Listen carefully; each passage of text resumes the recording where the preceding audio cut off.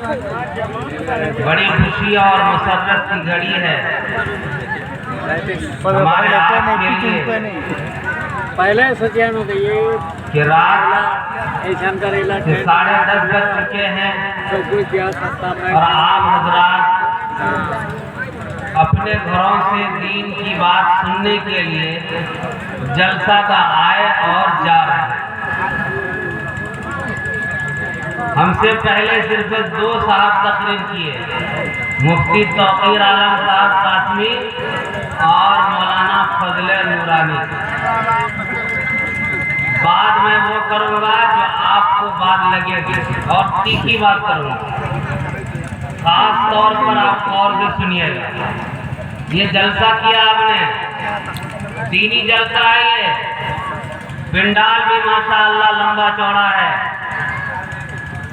और इस अज़्म इरादे से आपने जलसा सजाया कि लोग दीनी बात सुनेंगे और फैज़याब होंगे और अपनी ज़िंदगी में तब्दील पैदा करेंगे। मुझे आप लोग बताएं, सरज़मीन सीमांचल में 4 इज्तिमा हुए, बड़े बड़े इज्तिमा, बेलवा इज्तिमा, डगरवा इज्तिमा, 0 माइल अररिया और फिर हरियाबाद। 10-10 लाख 20-20 लाख लोग जमा हुए और हर साल इस इलाके में, खित्ते में 50-50 जलसे होते हैं और उन जलसों का नतीजा यही है, उन जलसों का नतीजा यही है, आज दीन के नाम पर नौटंकी हो रहा, नौटंकी। नाच गाने की महफिल जिस तरह सजाई जाती है, आज जलसों का वही हाल हो गया। ये पागल है उलमा जो जलसों में अपना नाम डलवाते हैं और जलसों में आते हैं।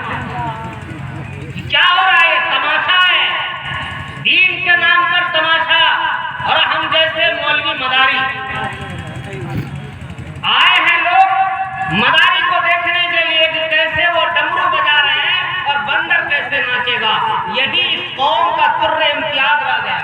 ये कौम इसलिए बर्बाद हो रही है, पिटी जा रही है, मारी जा रही है, काटी जा रही है, तबाही की गई असल सबब है। आप आए थे घर से दीन की बात सुनने के लिए, ये नाच गान देखने के लिए आए थे। दिल खैराबादी साहब आए, आपके सामने नाते रसूल गुनगुनाए तो आप वाह किए और जैसे बैठे भाग गया, जैसे आपके कान में बात गई कि अल्लाह रसूल की बात होगी, कुरान हदीस की बात होगी, तालीम की बात होगी, उलमा आए हैं, आप फौरन भाग गए। क्यों? आपको उलमा की बात नहीं सुननी, आपको कान की अय्याशी चाहिए, कान की अय्याशी चाहिए जिससे आपको मजा आए, आपकी जिंदगी ना बदले, इससे कोई लेना देना आपको नहीं। मैं इसलिए बोल रहा हूं, मैं इस इलाके का हूं, मैं इलाके के लोगों को जान रहा हूं अच्छी तरह से, और जो मुझे एक बार बोला था, दूसरी बार नहीं बोला था, इसी बुनियाद पर कि मैं उसको डटाई करता। मुझे ये परवाह नहीं है कि आइंदा मुझे आप बुलाएंगे कि नहीं बुलाएंगे। मैं पूछना चाहता हूँ नाज़िम जलसा से, आपने जो ये कौम का पैसा लगाया, किस बुनियाद पर लगाया आपने ये पैसा?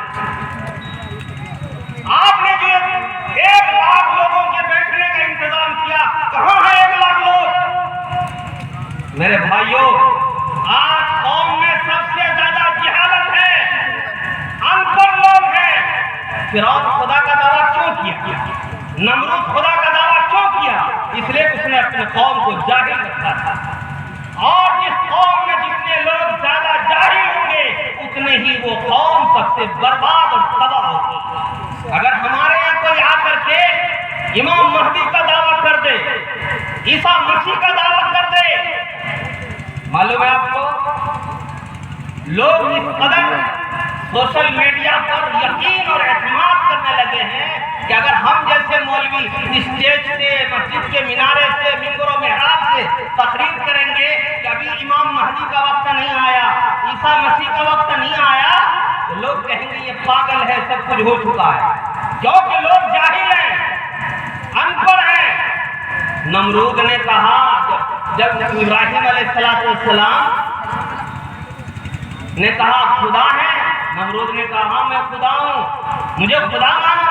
अच्छा मेरा खुदा, एक सवाल है, मेरा खुदा सूरज मशरिक से निकालता है, आप मगरिब के तरफ गुरूब करता है। आप अगर खुदा हो तो मगरिब से निकालो, मशरिक के तरफ गुरूब कर दो।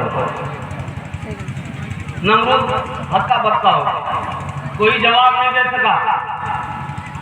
फिर नमरूद ने कहा कि मैं ही मारता हूं, नहीं खिलाता हूं। अच्छा आप मारते आप खिलाते? तो जेल से 2 आदमी को लाया, एक को कत्ल कर दिया, एक को छोड़ दिया। अब देखो मैं मारता हूं, मैं जिलाता हूं।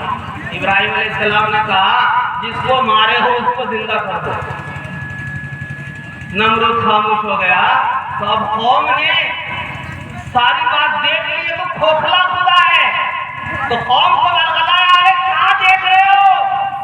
तुम्हारे दीन को बर्बाद करने के लिए इब्राहिम आए हैं, जल्दी लकड़ी जमा करो, इससे रास्ते से हटाओ। कौम ने आओ ना देखा खाओ और लकड़ी इकट्ठा करके आग लगा दी और इब्राहिम अलैहिस्सलाम को डाल दिया। क्यों? कौम जाहिल है, अपने दिमाग से बात नहीं समझती है, नमरूद के दिमाग से बात समझ रही। और इब्राहिम अपने दिमाग से बात नहीं समझ रहे, फिरौन के दिमाग से बात समझ रहे। आज भी मुसलमान वही हाल हो रहा है। बाप जाहिल, बेटा जाहिल, दादा जाहिल, लकर दादा जाहिल, सकर दादा जाहिल, और बाप मजदूर, बेटा मजदूर, पोता मजदूर। अरे कब तक ढोगे? दूसरी कौम जो आदिवासी कौम, दलित, आज से 15 साल 20 साल पहले की बात है, हमारे इलाके में राजपूत भी हैं, ब्राह्मण भी हैं।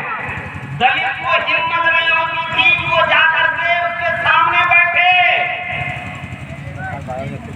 और खाना अगर उसे खिलाया जाता था तो पत्ते में खाना दिया जाता था और चटाई बिछाई जाती थी, नीचे बैठो। लेकिन दलित ने कहा अच्छा बताते हैं। फिर उसने क्या किया? झाड़ू देने वाला और जूता सिलने वाला मोची, पाखाना साफ करने वाला भंगी, उसने अपनी औलाद को तालीम दिलाई, पढ़ाया लिखाया, एसपी बनाया, डीएम बनाया, डीएसपी बनाया, कलेक्टर बनाया, कमिश्नर बनाया, बड़ी बड़ी कुर्सियों का मालिक हो गया और मुसलमान चपरासी के लायक। क्यों? मुसलमानों को इस तरह का जलसा चाहिए ताकि काम की अय्याशी चाहिए, बच्चों को नहीं पढ़ाना, बच्चों को तालीम नहीं देना। मुझे आप बताइए हमारे यहाँ कितने फीसद लोग पढ़े हुए हैं? मैं अपने तजर्बे से कह रहा हूँ 2% लोग पढ़े हुए हैं। साइन करना सीख लेना पढ़ावा नहीं कहा जाता। अब बताइए कि जब हालत हमारी ऐसी होगी कि पिटाई किसकी होगी, कुटाई किसकी होगी? मेरे भाइयों बुजुर्गों, कौम के पैसे को बिला वजह जाए और बर्बाद मत करो। आज मुस्लिम कौम ऐसे ही तबाह परेशान है। होना ये चाहिए कि हर हर गांव में स्कूल हो, मदरसे हो, अच्छी तालीम की जगह हो, अच्छी तालीम गाँव। लेकिन नहीं, हमारी कौम किसमें बर्बाद है? रोजाना उसके प्लेट में गोश्त मछली चाहिए, हर शादी में जोड़े चाहिए, हर शादी में क्या चाहिए? जोड़े चाहिए, रोजाना प्लेट पर गोश्त मछली चाहिए। क्यों भाई? इसलिए कि पेट को भरना है। और आगे लहू लईमा खर्च करना है। आजकल लोगों ने फैशन को जरूरत बना लिया। फैशन को क्या बनाया? जरूरत, जिसकी वजह से बच्चों को पढ़ाने के लिए बोले साहब पैसा ही नहीं है। मकतब में भेजा बच्चे को पढ़ाने के लिए कि जाओ मकतब में पढ़ो। बच्चा पढ़ा 2 महीना 3 महीना और हाफिज जी भेजा कि पैसे लेके आओ। और बाप ने क्या कहा? अरे हाफिज जी पैसे मांग रहे हो? मेरा बच्चा तो 1 साल नहीं पढ़ा, अलिफ से याद तक भी याद नहीं किया, पढ़ाई नहीं होती। फिर उसको लेके दूसरे मकतब में गया, वहाँ बैठा दिया, हाफिज जी का पैसा मार लिया। फिर दूसरे में 3 महीना पढ़ाया, उसने मुतालबा किया, फिर उस हाफिज जी से उठा कर तीसरे हाफिज जी के पास बैठा दिया। फिर वहाँ पर 3 महीना पढ़ाया, चौथे के पास बैठा दिया। इसका भी पैसा मार लिया, उसका भी मार लिया, उसका भी मार लिया, उसका भी मार लिया। 5वें हाफिजी के पास जाने के बाद कहता है हमारा बच्चा तो पढ़ता ही नहीं, आप लोग पढ़ाते नहीं बच्चे को। कहा बच्चा तुम नहीं पढ़ सकोगे, पंजाब जाओ, जाकर के वहाँ सरदार के यहाँ जाके बर्तन साफ गोबर उठाओ। और जब बच्चा गोबर उठाता है 4-5 साल तो जवान हो जाता है मोबाइल देख कर। फिर उसके बाद घर आता है, अब्बा से कहता है जल्दी शादी करा दो। शादी हो गई और वो अब्बा जो 40 साल में बूढ़े हो गए थे। कितने साल में? अरे बोलिए ना आप लोग, तो समझ रहे हैं बात को। 40 साल में बूढ़े हो गए। हमारे यहाँ लोग 40 साल में बूढ़े होते हैं, याद रखिएगा। 40 साल में बूढ़े हो गए, 4 बेटे कमा रहे थे, 40,000 रुपया आए। अब चौक पे गए तो दिखा रहे गड्डी, गिनती कर रहे हैं। अरे मियाँ बहुत पैसे आपके पास? हाँ हमारा बेटा कमाता है। अब वो लाखपति दिखा रहा, मैं लाखपति हूँ। जल्दी से गया, घट्टा लाया, गिट्टी बालू ला के मकान बना रहा। क्यों? मुखिया जी के बराबर मकान बनाना है। और इधर बच्चा जवान भी हो गया, 20 साल, 18 साल, 19 साल। अब्बा क्या देर में शादी करना। शादी हो गई, एक के बाद दूसरे, दूसरे के बाद तीसरे, तीसरे के बाद चौथे, और चारों की शादी हो गई। अब्बा कह रहे भाई पैसा तो दे दो। अब्बा पैसा लेने का वक्त खत्म हो गया, अब पैसे नहीं मिलेंगे आपको। अरे क्या बात, अब चौक पे जाके मुंह लटकाए बैठा हुआ है। क्या हुआ मियां?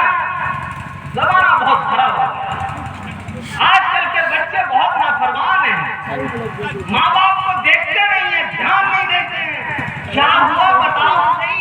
अरे क्या बताएं, हमारा जो 4 लड़का है चारों निकम्मा निकल गया, चारों निकम्मा निकल गया। अब मियां की उम्र हो गई 50, 55, 60, कंधे पे हल लेके जा रहे हैं। क्या हुआ? हल जोत रहे हो।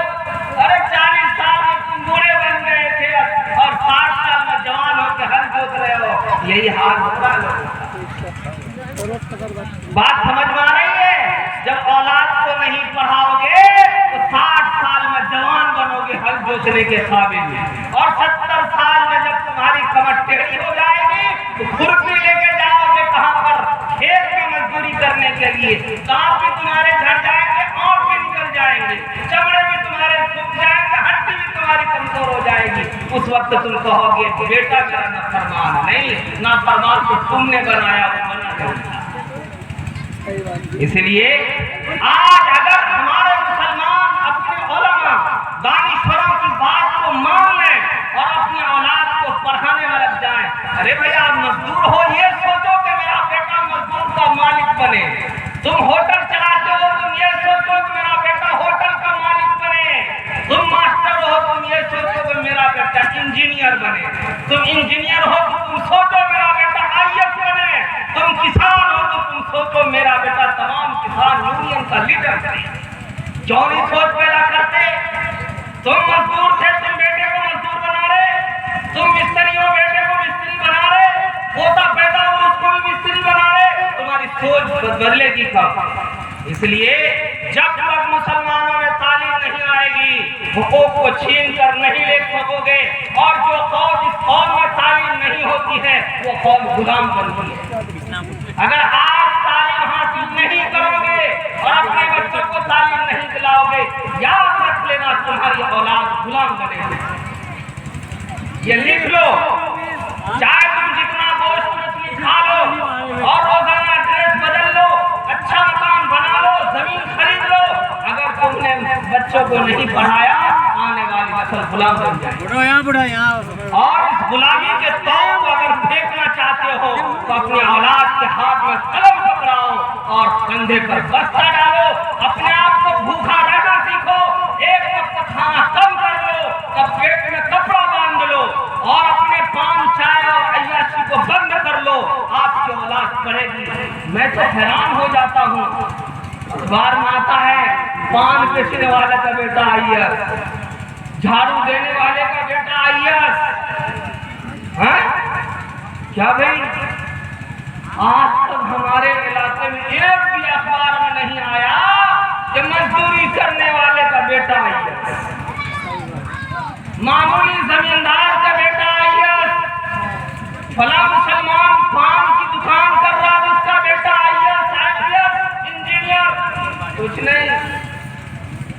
गनीमत जानिए कि मौलवी लोग पैदा हुए, छोटे छोटे मदरसे मकतब खोल के आपके बच्चों को कलम पकड़ाता।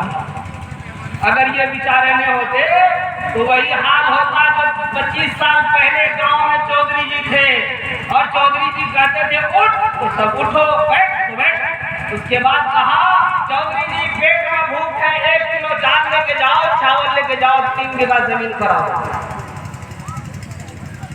ये तो मौलवियों का देन है कि आज कलम काफी आपके बच्चों के हाथ में है, वरना आपको तो समाज के चौधरियों ने हमेशा लूटा और आज भी लूटने का काम वो कर रहा है। इसलिए मेरे भाइयों, गरीब हो अकल खोलो, मजदूर हो अकल खोलो, छोटे किसान हो अकल खोलो, अपने बेटे के हाथ में कलम पकड़ाओ, किताब पकड़ाओ। अगर आप चाहते हो कि हमारी नस्ल बदल जाए, हमारे घर की तहजीब बदल जाए, तमद्दुन बदल जाए, अकल आ जाए, घर का पोशाक बदल जाए, घर में सारी तब्दीलियां हो जाए, तो तालीम के बगैर नहीं हो। मकान बना, एक मिसाल मैं आपको देता हूँ। आपका गांव है ढरिया, एक गांव है बाजू में इधर सिया है, ढरिया है। अगर पूरे गांव में सबके पास मकान, बिल्डिंग हो, 2 मंजिला 3 मंजिला 1 मंजिला बिल्डिंग हो, लेकिन उस गांव में शराबी हो, जुआरी हो, बदकार हो, लूट मार करने वाला हो, डकैत हो, वो गांव अच्छा है ना भाई? बताइए ना, खामोश क्यों है? वो गांव अच्छा होगा? अरे वहां तो बिल्डिंग है सबके पास, 4 व्हीलर गाड़ी है, बैंक बैलेंस है, और कोई भी कच्चा मकान में नहीं रहता है। सबके पास 2 मंजिला 3 मंजिला मकान है, 4 व्हीलर है, और सबके पास बैंक बैलेंस है। वो गांव अच्छा होगा ना? नहीं होगा। पूरे इलाके में कहेंगे गांव में तो मालदारी है, लेकिन वहाँ चोर लोग रहते हैं, डकैत रहते हैं, शराबी जुआरी रहते हैं, वहाँ रिश्तेदारी मत करो। तुम्हारी नस्ल खराब हो जाए, तुम्हारे बच्चे खराब हो जाएंगे। गांव घुस गए, झोपड़पट्टी है, बहुत कम तर माल वाले हैं, लेकिन हर घर में तालीम याफ्ता है। लोग यही कहेंगे गांव तो माल के एतबार से सस्ता है, लेकिन इल्म के एतबार से बहुत सस्ता है।